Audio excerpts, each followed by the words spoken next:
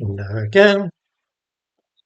Commenting here this morning, somebody going by the pseudonym of Shaking Hands with Beef, which I suspect has some kind of vernacular meaning which escapes me.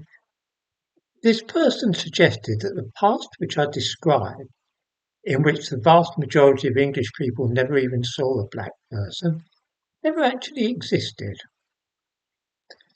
I find this a fascinating idea.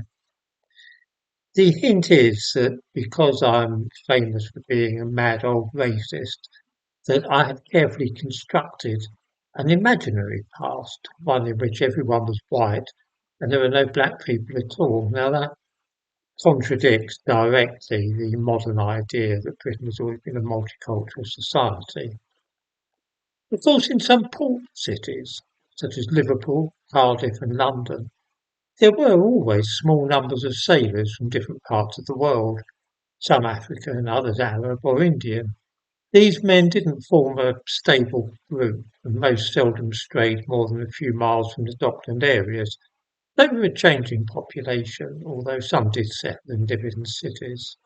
Later on, of course, there were immigrant populations in parts of the inner cities, particularly London, other large cities. Outside those very small areas, though, one could live one's whole life without ever seeing a black person in the flesh. And I'm not talking about the 18th century, I'm talking about the 1950s and 1960s now. To give an example of this, as an adolescent, I lived in a district next to Ilford. There was a place called Seven Kings. In those days, before 1965, Ilford was a town in Essex rather than being part of Greater London. There was not a single black person or Indian living in Ilford or Seven Kings at that time. I do not mean that there were only a few, or just one or two. I mean quite literally none at all. I was aware that there were parts of London such as Brixton and Notting Hill and a small part of Hackney where black people did live in the 1960s and 1950s, and I certainly didn't see one until I began secondary school, and even then it was a few years before this happened. The school I attended, Ilford County High, was 100% white, as were all the other local schools. Every pupil was white, every teacher was white. Then one day during assembly, the headmaster made a rather startling announcement. He told us that a new boy would be starting at the school and he was from Africa. His name was Mbata and we must treat him just the same way that we treated each other. For a term, Mbata was a great novelty because most of the boys had never seen a black person up close in this way. Certainly they'd never spoken to one.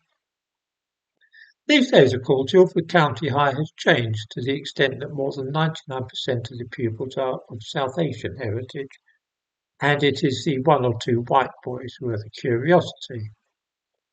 The thumbnail to this video shows a typical primary school class in a London suburb in 1962.